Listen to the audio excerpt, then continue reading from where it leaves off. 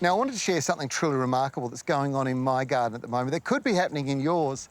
This is one of my favourite trees. It is the golden Rabinia. It's got the most gorgeous golden foliage and it produces these lovely little pink racemes of flowers at a certain time of the year. They really are just a gorgeous tree. It is, however, not very vigorous on its own roots, so it's grafted onto a wild Rabinia rootstock. It's called the black Locust Rabinia, and it's not the sort of plant you want growing in your garden. This is it down here, and you can see the thorns that it's got. It is hideous, and it'll start popping up everywhere if you don't pull it away and get control. Now, that's easy enough to do. Pull it away, don't cut it with secateurs, otherwise you'll encourage more regrowth. But what do? When the roots take off, run through the garden bed, go up a rock wall and into a limestone garden bed and start growing. So look at this thing. It is incredible. This is a sucker off a root that came from that tree all the way over there. And if I don't pull this out now, it really is going to be a problem. It is the same treatment as I suggested before. You've got to get down, which is quite difficult because this thing's got awful thorns on it.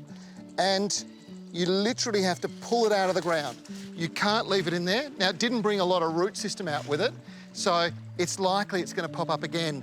And I'm just going to have to keep doing this until it runs out of energy and steam, but this is the last thing you want popping up in your garden, so you do need to make sure you pull them out. Now, this is a tree that everybody should have in their backyard. It is the lemon, and lemon trees are so versatile and they grow just about everywhere. Now, this particular lemon, Eureka, was first developed back in California in 1858. It's derived from an Italian variety, and the Italians had had lemons since 200 AD. The Egyptians had had them 700 years before that, and they're believed to have originated from northwest India and then were dispersed by traders right across Central Asia. Eureka is the most popular variety in Australia, but you can see whilst its fruits are large and the tree is big and crops almost continuously, it may be a bit too big for the smaller blocks many of us live on these days. Now, this is probably my #1 recommendation when it comes to varieties.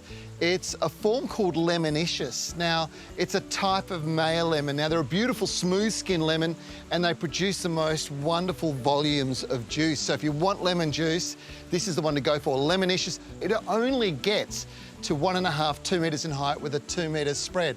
Loves a bright sunny spot and produces crops once a year in the autumn. The biggest challenge when growing citrus is ensuring that they're supplied with the right nutrients. They are hungry and they have a complex diet, so you have to continuously feed them and supplement the mineral base in the soil. Look for a specialist citrus fertiliser that has extra nutrients that are very important to citrus, like iron. See these leaves? They're starting to show signs that they're deficient in iron. The dark veins in the foliage is a classic example. Now is not so much the time of the year to be harvesting citrus. Sure, you'll get lemons and limes, but really it's the winter time when you're getting lots of citrus coming through. And of course, that's when your body needs vitamin C. If you're thinking about starting with your first citrus trees, maybe in pots or in the ground, well, this next 3-month period is the time to be planting citrus. And if you want to know where to get your citrus trees or get some more advice, head to a specialist fruit grower.